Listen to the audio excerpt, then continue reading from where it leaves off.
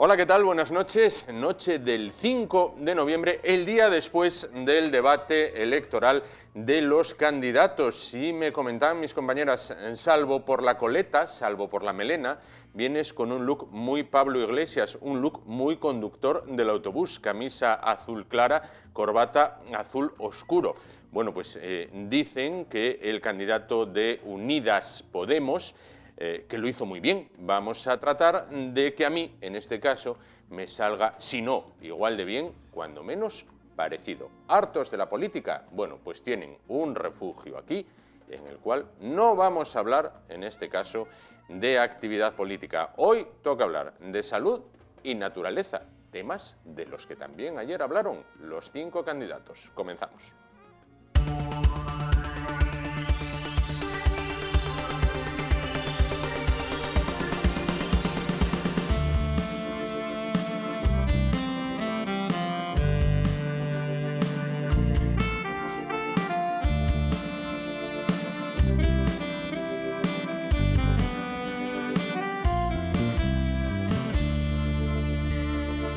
Bueno, pues comenzamos el espacio de esta noche, bueno, pues hablando de héroes anónimos. Los superhéroes normalmente, bueno, pues llevan capa, y en algunos otros casos llevan hasta unos calzones tremendamente ajustados. Bueno, pues no, hay héroes que salvan vidas y nos los cruzamos por la calle y ni siquiera los conocemos porque, bueno, como van a ver, unos simples movimientos, sabiendo hacerlos, lógicamente, y para eso primero hay que estar formado, bueno, pues pueden salvar vidas. Bueno, vamos a hablar con nuestros invitados de esta noche.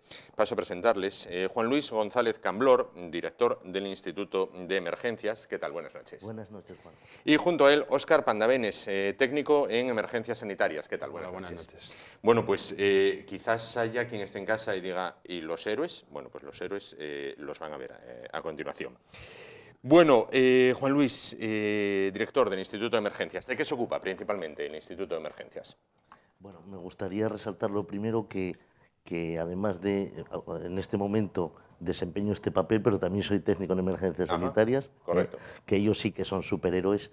Y el Instituto de las Emergencias se crea en el año 2017 con un objetivo muy claro, que es convertirse en un instrumento no solo de formación, sino también de investigación en el ámbito siempre de las emergencias y del transporte sanitario. Correcto, correcto. Bueno, cuando se produce una emergencia, ¿qué es lo más común o cuál es la emergencia más común que puede darse y en la cual hay que actuar? Bueno, pues las emergencias siempre son un poco subjetivas hacia la persona. Quiero decir, no es lo mismo para nosotros una emergencia, que estamos acostumbrados a ello, que una persona que en la vida tuvo nada y de repente le empieza a doler un poco la pierna, que se pone siempre en lo peor, ¿no?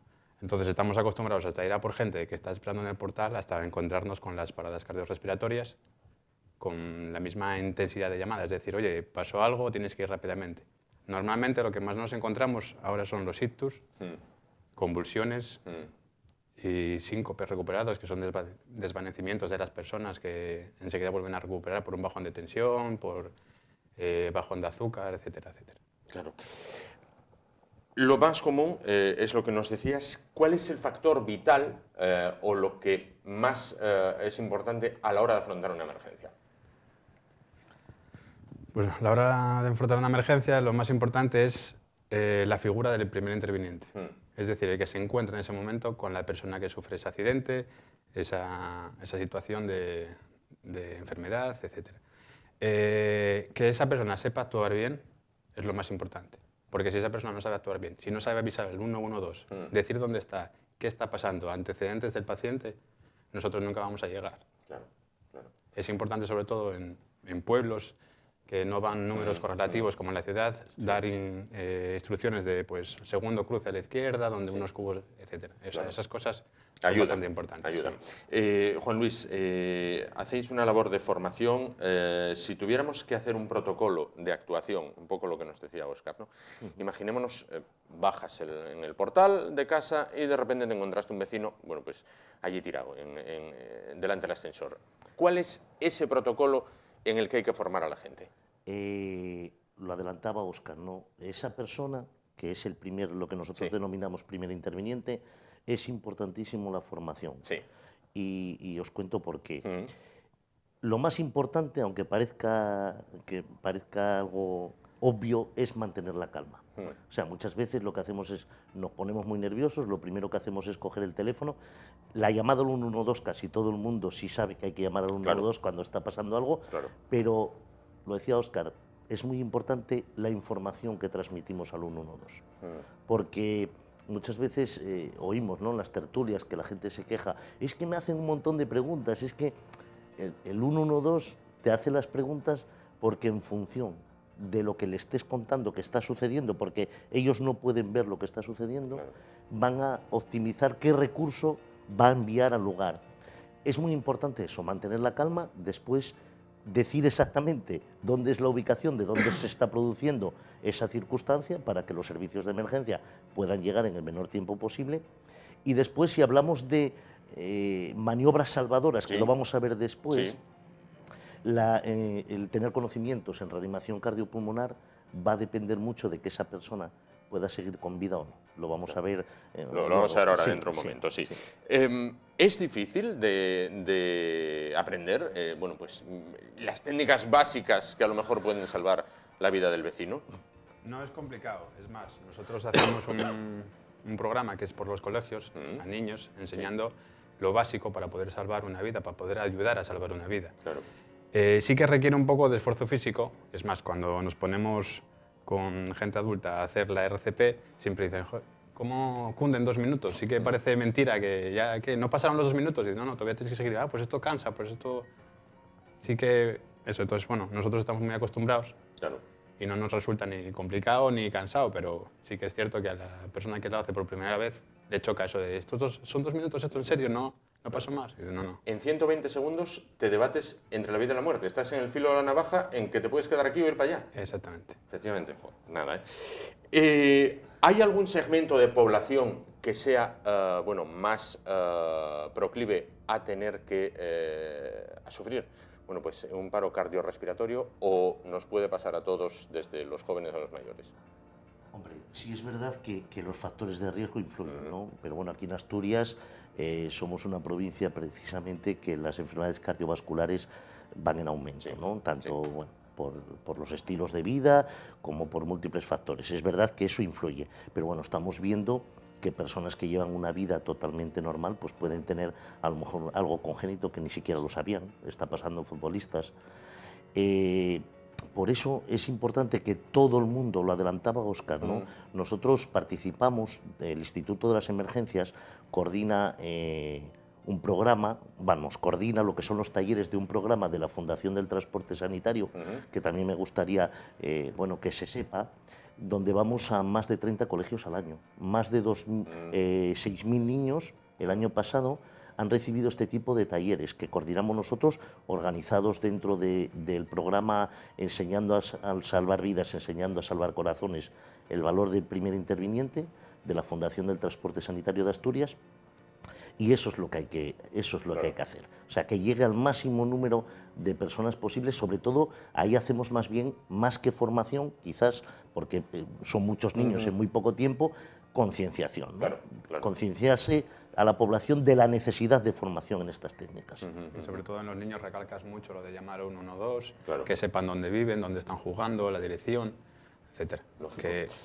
¿Y hay porcentaje de salvados? Quiero decir, vistas las intervenciones a lo largo de un año, dices, oye, pues... A ver, no hay estudio como tal que te pudiese decir, pues un 10% se salvan. Lo que sí hay estudios que lo demuestran es que el tiempo que alguien tarde en actuar ante una parada cardiorrespiratoria influye en los resultados. Eso sí que está medido. O sea, los estudios dicen que cada minuto que pase sin hacer masaje cardíaco, esa persona va a tener un 10% menos de probabilidad de vida. Con lo cual, en 10 minutos, podemos echar las cuentas, no tendría ninguno, ¿no? No tendría ninguno, claro. Lógico. Óscar, me decías, sobre todo la persona, mantener la calma, bueno, la persona que va a actuar sobre el que está tirado en el suelo, digámoslo así, mantener la calma. Y entiendo que vosotros también, cuando llegáis, que el entorno mantenga la calma, porque hay veces que llegaréis y habrá allí alrededor 40 y la madre. Lo que pasa es que nosotros ya contamos con eso. Sí. Es decir, es nuestro trabajo, es el día a día. Es como tú aquí, nosotros estamos nerviosos, tú estarás súper tranquilo. Bueno, ¿Sabes? hay días. Entonces, Danse claro, casos. nosotros llegamos y la familia del paciente, lo más importante para él es el paciente, como es lógico, normal. Para nosotros también, pero muchas veces tienes que quitar de medio a la familia y decir, por favor, aquí están molestando. Ay, no, ¿qué tal? Bueno, nosotros todas esas cosas empatizamos con ellos y lo sabemos. Claro. Y nos ponemos en su piel, ¿sabes? O sea, sabemos lo que estás pasando, porque es tu familiar, pero déjanos trabajar, que es lo que tenemos que hacer. Y aunque nos veas tranquilos, no te preocupes, porque estamos haciendo las cosas bien. Y no por hacerlo rápido es bien, sino hay que hacer las cosas bien, aunque tardes un poco más. Claro. Oye, quería preguntaros a los dos. Mucha gente llega para casa perdón, y le preguntan, ¿qué tal hoy en el trabajo? Por ejemplo, a mí me preguntan, ¿qué tal hoy en el trabajo? Nada, hoy entrevisté 4 señores por la mañana y 3 por la tarde. Pero vosotros llegáis para casa, ¿y qué tal hoy en el trabajo? Y yo, hoy salvé 3 vidas, hoy salvé una vida. ¿Eso cómo se afronta? Pues, si te digo la verdad, yo cuando llego a casa, mi mujer ni me pregunta. Ya no te directamente. pregunta. Dice, yo no quiero saber nada de tu trabajo.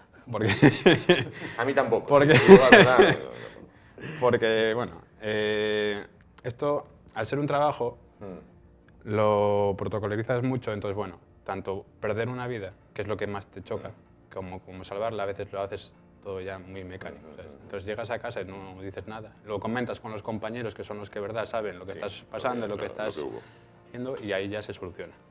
Oye, dicen que una imagen que vale más que 1000 palabras.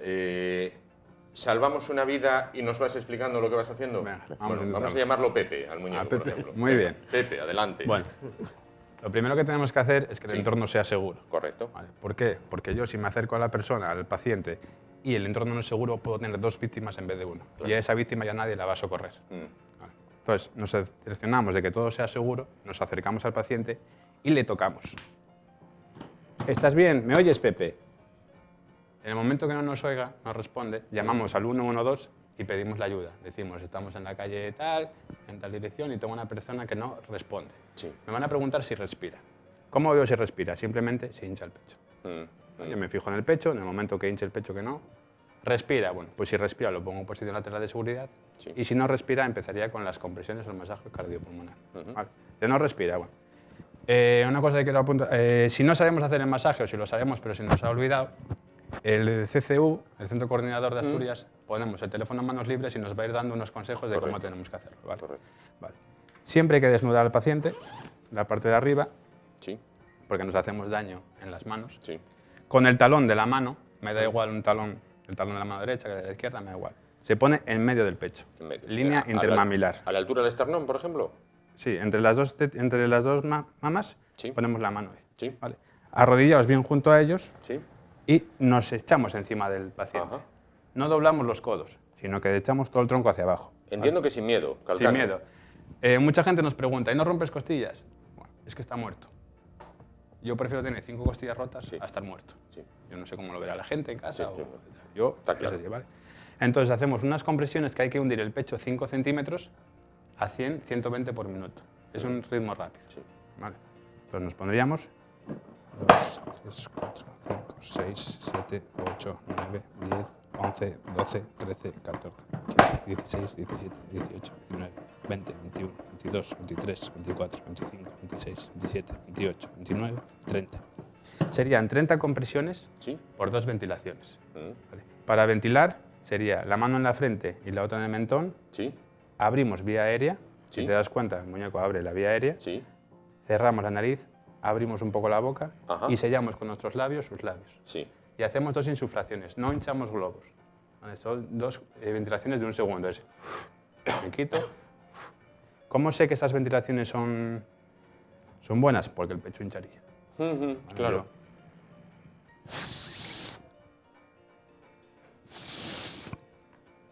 Eso sería.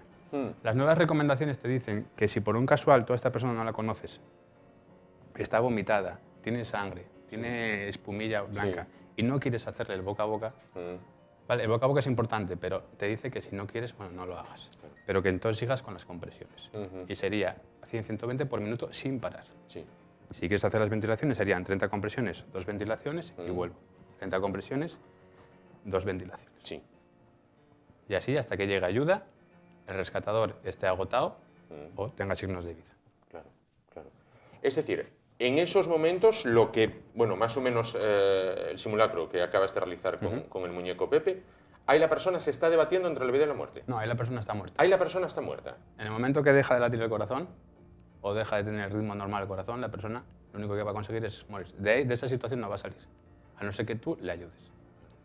O sea, es acongojante, por no cambiar el orden de las letras y decir otra cosa. O sea, estás trayendo a una persona que Le está estás muerta. dando una oportunidad a una persona que se dice que de la muerte no se vuelve. Bueno, pues con este ejercicio, tú, cogiéndolo a tiempo, puedes retornar a una persona, darle una segunda oportunidad o darle una oportunidad de llegar al hospital y que se tomen las medidas oportunas para que salga. Impresionante. Oye, muchísimas gracias. Nada, muchísimas gracias. Vamos. Merece la pena ser formado en esto y merece la pena porque son 2 minutos, o ya han visto el tiempo que ha sido, y en los cuales, bueno, pues hay una muy delgada línea que nos separa entre la vida y la muerte, en este caso de la muerte a tener una oportunidad de volver atrás. Juan Luis, Óscar, en algunos centros comerciales, en bueno, pues lugares donde acude mucha gente, estadios de fútbol, bueno, pues han colocado desfibriladores. ¿Esto es importante? Por supuesto. Hombre, contestando tú si quieres. Desde luego, el que cada vez haya más espacios cardioprotegidos es fundamental y te explico por qué.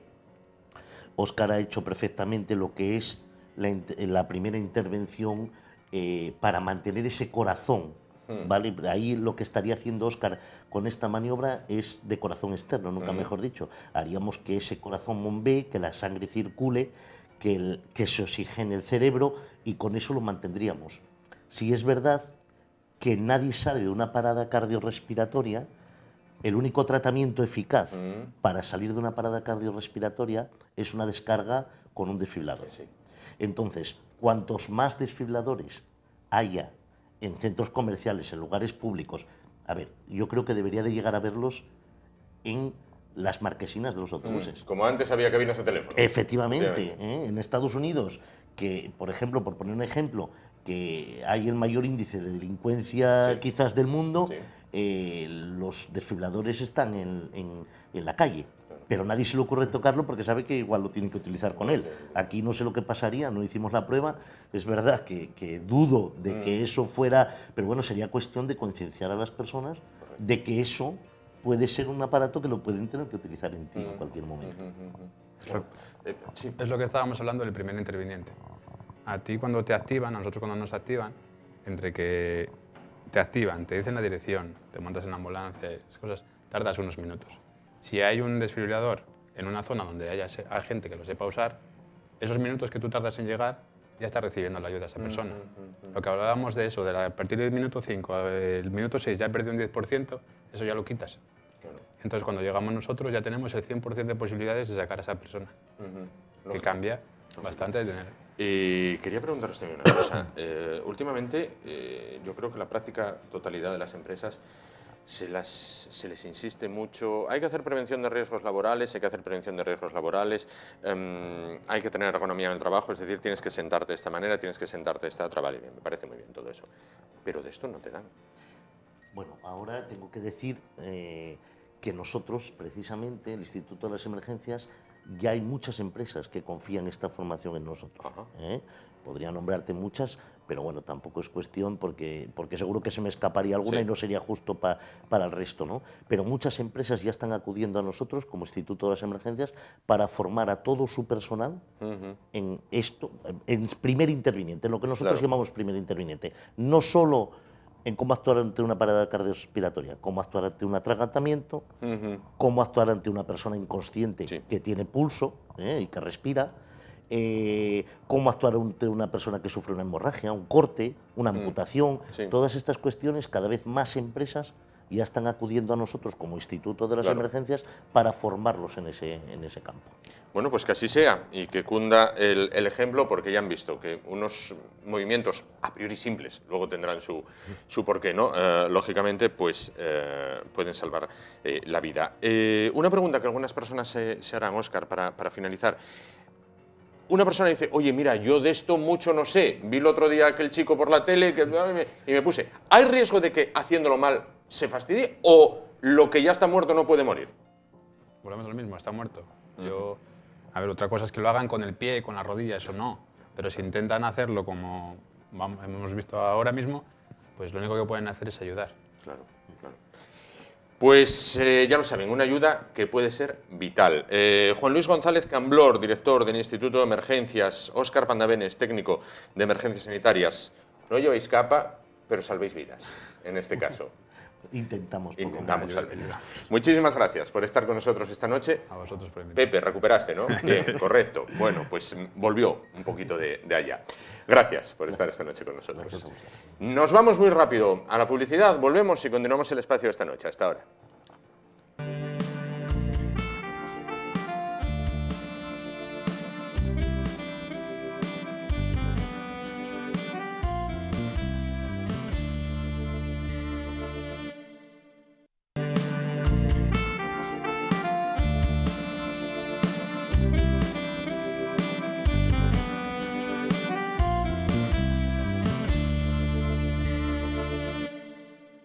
Bueno, pues continuamos el espacio esta noche hablando de temas que tienen que ver con la salud, porque los próximos días 7 y 8 de noviembre, tanto en el Hospital Universitario Central de Asturias, el UCA, como en el Palacio de Congresos, en el Calatrava de la capital asturiana, bueno, pues se va a celebrar el primer congreso de fibromialgia y fatiga crónica. Bueno, para hablarnos de este congreso, de los profesionales que van a participar, de los temas que se van a tratar, y bueno, pues de las personas que padecen esta enfermedad, se encuentra esta noche con nosotros Alicia Suárez. Ella es la presidenta de la Asociación Asturiana de Fibromialgia y el Síndrome de Fatiga Crónica. ¿Qué tal? Buenas noches. Buenas noches. Bueno, pues entonces, primer congreso, en este caso en Oviedo.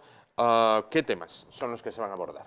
Pues mira, estamos encantadas de poder realizar este congreso porque llevamos años queriendo hacerlo y bueno, pues los temas principales es formación a profesionales sanitarios de estas patologías, tanto de fibromialgia como síndrome de fatiga crónica. Tocaremos algo de investigación, que es necesario y muy importante, y luego, bueno, también intentaremos formar a los estudiantes y sobre todo informar a la población en general, pacientes, familiares y todo el que se quiera acercar. Claro, entiendo que es un congreso eminentemente divulgativo, dar a conocer, ¿no? Sí, y formativo. Es importante también que se sepa que es un congreso formativo porque hay una jornada específica para los profesionales sanitarios con certificación y demás, y entonces, bueno, es importante que todos los profesionales sepan que pueden acudir a él. Sin duda. Bueno, ¿con quién van a contar? ¿Cuáles son los ponentes de esta cita? Pues mira, en esta ocasión tenemos a los mejores, podemos decir. A los galácticos. Sí. Mira, tenemos por medicina interna, para hablarnos de síndrome de fatiga crónica, tenemos al doctor José Alegre, especialista en esta patología, además de, presidente y responsable de muchas sociedades de investigación a nivel nacional, a nivel internacional, una eminencia en el Hospital Valdebrón. Sí. Y entonces, pues es un lujo tenerle aquí hablándonos de síndrome de fatiga crónica. Luego, para el tema de la fibro, tenemos a la doctora Miriam Almiral, que también es especialista en reumatología, en este caso, y también coordinadora de una unidad específica que tienen en el Hospital Valdebrón. Sí. También, un lujo contar con ella, ¿no? Con ella, sí. Luego, de ponente también en tema de investigación, tenemos a Juan Luis, que es de la Universidad de Oviedo, es de casa, y es un lujo tenerle. Un saludo para Juan Luis, que es, invitado, asiduo con todas las investigaciones que realiza en materia sanitaria, ¿no? Sí. Pues sí, recientemente sacaba, la investigación de la relación entre fibromialgia y síndrome de fatiga crónica, y como es un colaborador y en cuanto le llamamos nos dijo que por supuesto que participaba, pues tenemos el lujo de que nos acompañe hablando de investigación, ¿no? Claro. ¿Qué es, porque habrá gente que esté en casa y se lo pregunte, ¿no? ¿Qué es fibromialgia? ¿Y qué es el síndrome de fatiga crónica? ¿Cómo afecta? ¿Cómo se manifiesta? Mira, una de las cosas que tiene que tener todo el mundo claro es que son dos enfermedades, porque mucha gente piensa que es lo mismo todavía. Entonces, son dos enfermedades diferentes. La fibromialgia es una enfermedad reumatológica, así está catalogada, que principalmente su síntoma es el dolor generalizado, el dolor de una gripe continua, por ejemplo, ¿no? Pues un ejemplo que solemos poner mucho, ¿no? El síndrome de fatiga crónica es una enfermedad neurológica que su principal síntoma es la fatiga, el cansancio, ¿no? El cansancio extenuante, Sí. cansancio que no te deja levantarte de la cama, que tienes problemas cognitivos a raíz de esa fatiga mental, ¿no? Claro. Y un día normal de una persona que lo padezca, una de las dos cosas, ¿no? ¿Cómo se desarrolla un día normal? Un día bueno, vamos Sí. a ponerlo entre Venga, comillas, comillas. un día bueno es la gripe, lo que te comentaba antes, ¿no? Es una gripe de cualquier ciudadano. Sí. Esa sensación de que te duele todo el cuerpo, unas partes más que otras, gana de irte a la cama y taparte y que se pase el día, ese es nuestro día bueno. Ese es el que tienes que estar al 100%. No me quiero imaginar el malo. Claro. Madre mía. Ahí viene el brote, ¿no? Porque esto se desarrolla por brotes y bueno, pues eso es donde el dolor se vuelve más agudo, puede ser localizado en cualquier punto, puede ser pues por migrañas, que es muy común tenerlo añadido, migrañas, colon irritable, bueno, cualquiera de las otras patologías que puedas añadir a ese dolor agudo, ¿no? ¿A cuántas personas, no sé si lo tienen cuantificado, ¿a cuántas personas afectan Asturias? Sí, pues calculamos sobre unas 30.000. ¿30.000? Sí, 30.000 afectados. Los últimos datos del Observatorio de la Salud hablaban de 26.000 y algo, no recuerdo el pico, perdón. En fibromialgia habría que añadir los de síndrome de fatiga crónica y sí que los datos hablaban del 2017 y 2018, con lo cual durante este año se diagnostica mucho más la enfermedad, entonces bueno, sí que aumenta. ¿Algún sector de población más afectado que otro? No sé, Sí. hombres que mujeres. Las mujeres. Las mujeres. Sí, es una enfermedad prácticamente de mujeres. Estamos hablando de más de un 92% de mujeres. Bueno, por eso me decía al principio, estamos muy contentas de poder Sí. realizar este congreso. Sí, porque como son poquitos los probes, que contamos mucho con Sí. ellos y además, bueno, dentro de nuestra junta directiva también hay el sector masculino representado, Sí, ¿no? sí. Pero sí que ellos siempre dicen que ellos son muy ellas también. Sí, ¿no? Ellos dicen, nosotras somos también nosotras. Claro, Digo, claro. bueno, anda, pues muy bien. Bueno, avances médicos que hay en torno a todo esto. Últimamente está habiendo avances, está la cosa estancada, podría haber más investigación de la que hay. Bueno, tenemos que reconocer que avances hay, ¿no? Que cada vez se diagnostica primero, que cada vez hay más formación, etcétera, ¿no? Investigación también la hay, pero que es suficiente, no. Al final son patologías, bueno, pues que se estudian poco, que desgraciadamente por ser de mujeres no tienen la misma investigación probablemente y bueno, es necesario que se investigue más. También es cierto que las investigaciones que hay, cuando llegan los resultados luego son muy ambiguos, no consiguen llegar al origen precisamente de la enfermedad, de por qué, ¿no? Claro. Entonces, bueno, pues es un poco complicado. Entendemos que es complicado, pero hay que entender la parte también del paciente, lógicamente, sin que duda, sin no duda. tiene la responsabilidad de que sea una patología diversa, ¿no? Claro. ¿A qué edad se manifiesta o puede manifestarse a cualquier En edad? cualquier edad, desgraciadamente, ya hasta niños, Claro. sí, niñas en Niñas, este caso. En este caso, diagnosticadas. En Asturias se diagnostica poquito, en edad infantil, muy poquito, pero sí, te hablo de España, sí que se diagnostica ya en edad infantil. Claro. ¿Importante el diagnóstico precoz? Sí, muy importante, muy importante. Cualquier enfermo crónico, yo creo que cuando sabe la enfermedad que tiene, las pautas a seguir para estar mejor, mejora la sintomatología siempre, ¿no? Claro, Entonces claro. es muy importante. Me decía, va a haber especial hincapié en la formación del personal sanitario. Sí. ¿Es una enfermedad desconocida para ellos, entonces? Bueno, no es desconocida, porque no debería. O no debería, claro, claro. Más bien, ¿no?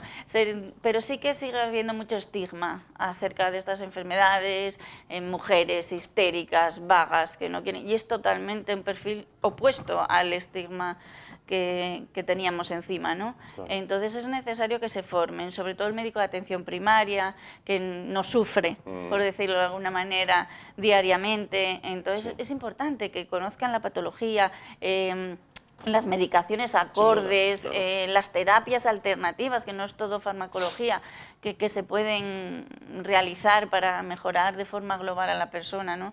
Y bueno, una de las razones por las que se hace este congreso es porque en diversas autonomías hay una unidad multidisciplinar, ¿no? Ajá.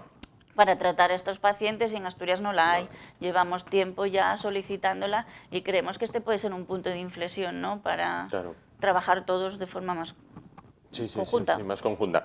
Entiendo que las personas que lo padecen, bueno, pues que les afecta en su vida diaria y también en el trabajo. Entiendo que habrá empresarios que sean completamente sensibles al tema, les dices, oye, mira, yo padezco esto, como habrá auténticos cenutrios que dicen, bueno, tú lo que tienes es mucha cara, ¿no? Sí. Además, como no es una enfermedad visible, Sí. todavía es aún peor. Claro. Porque dicen, pues yo te veo muy bien, te veo estupenda. Ya, me ves estupenda, pero me duele hasta el pelo. Y la procesión va por dentro. Claro. Entonces sí que es complicado. Muchísima gente, un tanto por ciento muy elevado, ha tenido que dejar de trabajar, perdiendo sus derechos. Sí. Sus derechos, gente que está sin cobrar nada, ni el paro, ni ayuda social, absolutamente aislada, y que no se les está dando cobertura. O sea, hay situaciones verdaderamente dramáticas. No cobran. No. Nosotros tenemos personas atendidas en la asociación que no tienen ningún tipo de salario. Impresionante. Bueno, están ustedes constituidos en asociación, Asociación Asturiana de Fibromialgia y Fatiga Crónica. ¿Cómo ponerse en contacto con ustedes? No ya solo para el congreso, sino, oye, pues mira, me parece que puedo padecerlo, el médico algo me ha dicho, voy a ver cómo... Sí, pues mira, lo más fácil es el teléfono, que sería el 687-469175. Si no, bueno, pues en las redes sociales, que con el nombre de la asociación también nos pueden encontrar, o en la página web, que es www.fibromialgia-asturias.org. Bueno, pues ahí tienen los datos de contacto para ponerse, bueno, pues en contacto, valga la redundancia, con ellos o con ellas en este caso, ¿no? No nos olvidamos de ellos tampoco, ¿no? No, por supuesto. Vamos a hacer ahora que ir con los tiempos de todos y todas en este caso, ¿no? Pues Alicia Suárez, presidenta de la Asociación Asturiana de Fibromialgia y Fatiga Crónica, ya lo saben, congreso en el Hospital Universitario Central de Asturias en el UCA los días 7 y 8 de noviembre y también en el Palacio de Congresos de Oviedo, en el Calatrava. Muchísimas gracias por estar con nosotros esta noche. Todo el éxito del mundo para este congreso. Saludos a Juan Luis, el de la universidad, como decimos nosotros, Juan Luis, el de la universidad. Sí. Y ánimo. Muchísimas para usted y para las gracias. personas que Muchas que gracias padecen. por darnos la voz. Gracias. Para eso estamos. Gracias. Nos vamos muy rápidamente a la publicidad y volvemos para ya ir rematando el programa de esta noche con un nuevo invitado. Hasta ahora.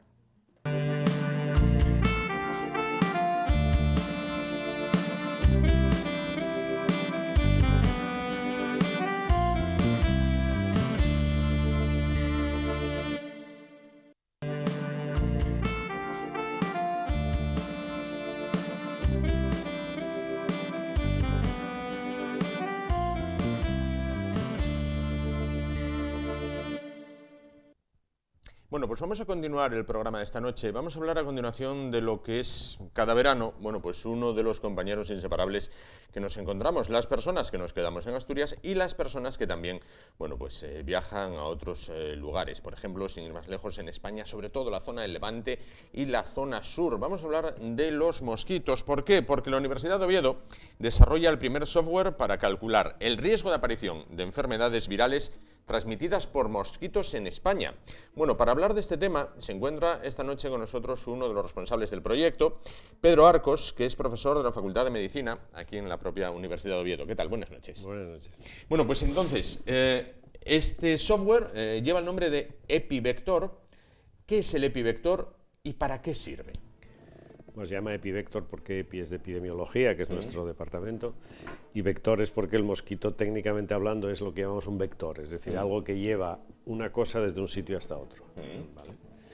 El programa sirve básicamente para estimar, es decir, calcular el riesgo de aparición de casos de enfermedades virales transmitidas por mosquitos. Los mosquitos pueden transmitir enfermedades de distintos tipos o por distintos agentes. Hay un grupo muy interesante de cosas que pueden transmitir los mosquitos que son virus, y particularmente entre los virus un grupo que se llaman arbovirus, que es virus transmitidos por artrópodos. Los mosquitos son artrópodos. Y en ese grupo están cosas como cosas clásicas como la fiebre amarilla o el dengue, y también cosas más recientes como el Zika o la enfermedad de chikungunya o la fiebre del Nilo Occidental. Es decir, ¿Esto también en España? Quiero decir, los mosquitos españoles, llamémoslos así, ¿también pueden transmitir estas enfermedades? Claro, Claro, de hecho hemos tenido casos autóctonos ya de dengue o de chikungunya, es decir, a partir del momento que tú tienes algún enfermo, digamos, de esa enfermedad, que tiene ese virus, tienes un mosquito que puede picar a esa persona y llevar el virus a otra persona, pues puedes tener casos. Virus transmitidos por artrópodos hay una lista probablemente de 60, 80, quizás una docena son los más importantes, ¿no? Como estos que hemos mencionado, ¿no? La fiebre amarilla, o el dengue, el Zika Es decir, van más allá del simple picotazo de ¡ay, mega, que me picaron, mira qué roncha me hicieron aquí, un poco tan y a correr!, ¿no?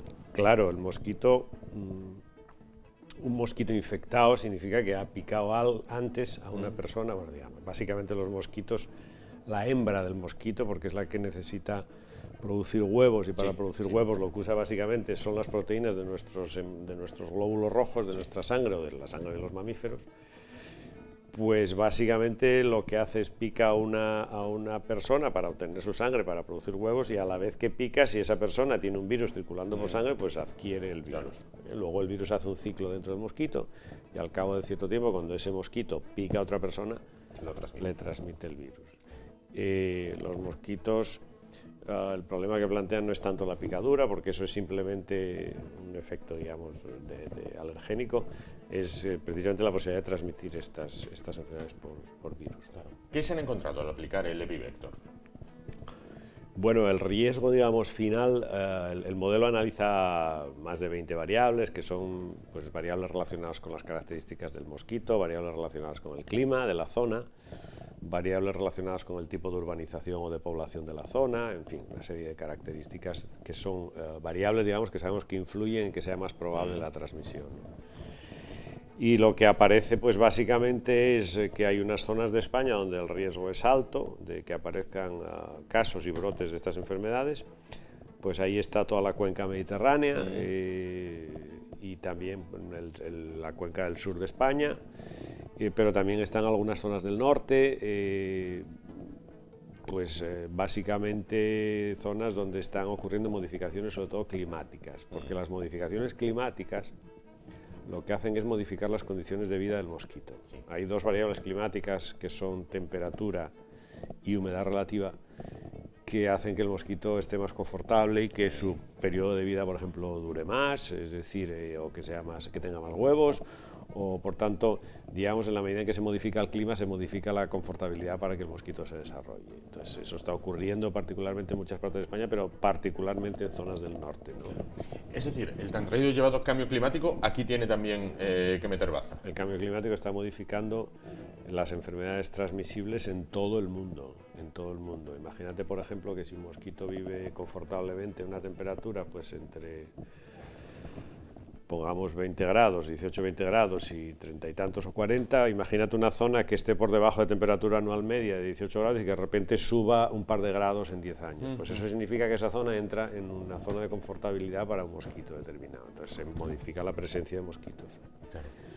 El cambio climático está modificando, está haciendo que sitios donde no había estos problemas los empecemos a tener, como es toda la cuenca mediterránea, y sitios donde los había, debido al extremamiento, es decir, que se salen de temperatura, por ejemplo, por arriba, pues lo deje de haber. Está como si dijéramos repartiendo las fichas de manera distinta a como están ahora. Tengo que preguntarle, ¿en Asturias qué riesgo tenemos? Un riesgo de tipo medio. Eso significa una escala el riesgo lo calculamos como una probabilidad, es decir, como un tanto por uno, o sea, oscilaría entre 0 y 1. Pues para hacerse una idea, Asturias estaría en un riesgo de 4,5 o 5, o un riesgo de tipo medio. 4 con algo, sí. ¿Hay riesgo de especies invasoras? Es decir, tenemos el mosquito, entiendo, autóctono, el español, pero igual que ocurrió con las avispas, puede venir una oleada de mosquitos foráneos. Tenemos mosquitos autóctonos capaces de transmitir estas enfermedades, pues pongamos por caso el mosquito doméstico, el Culex, digamos, pipiens, que es el que tenemos en las casas tradicionalmente. El de siempre. El de siempre, el que te pica. Se puede transmitir algunos de estos virus. Lo que pasa es que tenemos efectivamente especies invasoras. El caso de la Aedes albopictus, el mosquito tigre, por ejemplo, que llegó hace unos años a Tarragona, a la cuenca mediterránea, y ahora ya se está extendiendo por muchas partes del país, ¿no? Al igual que con los vegetales, pues los mosquitos también son invasores, ¿no? Algunos son más invasores, se adapta mejor, la variante albopictus del Aedes pues es un mosquito muy adaptable a las condiciones climáticas. Cuanto más adaptables son, más fácil es su introducción en una zona, ¿no? Estos mosquitos, los Aedes, por ejemplo, que son los más interesantes en cuanto a la transmisión de estos virus, pues son mosquitos que en los últimos 20 años proceden, digamos, del sudeste asiático, pero prácticamente a través del transporte de neumáticos, digamos, y de determinadas mercancías, pues, han llegado a todos los sitios y ahora están muy bien establecidos en toda la cuenca mediterránea, incluso en partes del centro y del norte de Europa. Es decir, por supuesto que hay especies invasoras de mosquitos, sí. Claro. Este sistema, este Epivector, ¿sería extrapolable, sería aplicable? Todo el mundo habla ahora de la avispa asiática. ¿Sería extrapolable a decir, bueno, voy a calcular el riesgo que pueda suponer la picadura más o menos grave de esta avispa?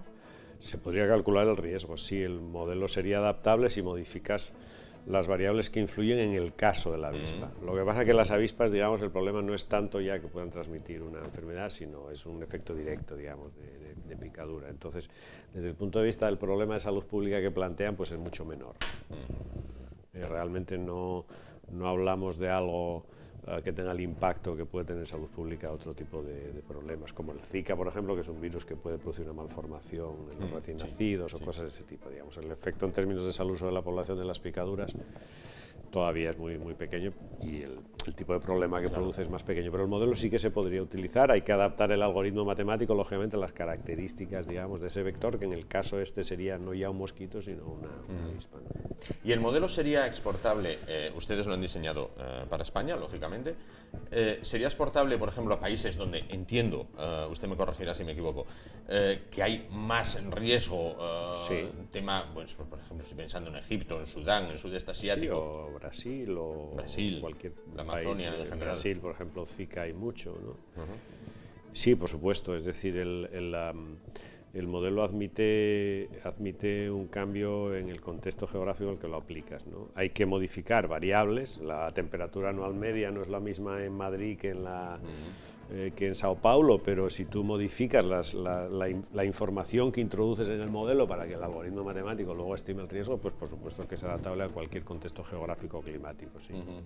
Bien, han realizado este trabajo, han realizado esta investigación, y ahora, ¿cuál es el siguiente paso? Pues ahora tenemos que ver, lo que desarrolla el modelo es un algoritmo matemático, es decir, que básicamente es una fórmula compleja que tiene en cuenta una serie de informaciones y hace un cálculo final del riesgo, ¿no? Ahora, digamos, la siguiente fase está en observar en la realidad lo que está pasando y ver cuál es la capacidad de predicción del modelo. Esto es parecido, para entendernos, a un modelo de predicción climatológico como el del tiempo. Sí, sí. Tú tienes un modelo matemático que te dice, en función de una información que tienes, te dice en los próximos 3 días o 14 días o en los próximos meses va a ocurrir esto, ¿no? Pues es muy importante que tú hagas una observación larga en el tiempo y cuando tengas esos datos digas, bueno, el modelo dijo esto y lo que ocurrió realmente fue esto. Es decir, tienes que calcular un poco la capacidad predictiva de tu modelo. Esa es nuestro siguiente paso. ¿Salud Pública podría hacerse eco de este modelo? ¿Podría utilizarlo para...? El modelo está diseñado inicialmente para ser de uso libre, porque nosotros no somos una empresa, somos una universidad. De todas formas, bueno, en su momento esto está sujeto a unas normas, digamos, de protección intelectual de la universidad y de patente y todo esto, pero bueno, eso ya es un problema institucional. Pero en principio estos modelos, es decir, cuando una universidad desarrolla una metodología de este tipo, pues el interés básico es que sea utilizable de manera libre y porque tiene que tener una función, digamos, de utilidad para la población, ¿no? y para las autoridades sanitarias y para todo el sistema de salud pública, ¿no? Es usted profesor en la Facultad de Medicina de la Universidad de Oviedo, no obstante, bueno, entiendo que debido a este proyecto ha vivido en estrecho contacto con el mundo de los mosquitos. De aquí para arriba, lo que queda de año, ya nos olvidamos de ellos, ¿no? Bueno, no exactamente, porque históricamente los mosquitos tienen unos periodos del año en los que funcionan mejor, se desarrollan más o hay más, pero de nuevo el cambio climático ha modificado eso. Ya sabes que ahora mismo en 24 horas, incluso en menos periodo, puede haber una modificación importante de la temperatura o de la humedad relativa, es decir, lo que produce el cambio climático es una intensificación de los cambios rápidos. Por tanto, ese sistema tradicional que teníamos de estaciones del año, donde las cosas ocurrían y sabíamos que podían ocurrir, eso está siendo cuestionado porque el cambio climático está modificando ese régimen de estacionalidad y, por tanto, sin duda, tenemos que olvidarnos un poco ya de que a lo mejor en determinadas épocas del año no vamos a tener mosquitos. Además, algunos de estos mosquitos, el Aedes albopictus, por ejemplo, es muy adaptable climáticamente, aguanta muy bien el frío, quiero decir que... Ahí están. Esa idea que teníamos la tenemos. Viven con nosotros desde tiempos inmemoriales y parece que así van a continuar. Pues muchísimas gracias, Pedro Arcos, profesor de la Facultad de Medicina de la Universidad de Oviedo. Gracias por estar esta noche con nosotros, bueno, y acercarnos este proyecto investigador de la Universidad de Oviedo, como decimos, que ha desarrollado el primer software para calcular el riesgo de aparición de enfermedades virales transmitidas por mosquitos en España. Nos vamos muy rápidamente a publicidad, el Autan a mano, que ya saben que todavía están a tiempo de recibir la picadura de ese ser indeseable en este caso, y volvemos para continuar el espacio de esta noche. Hasta ahora.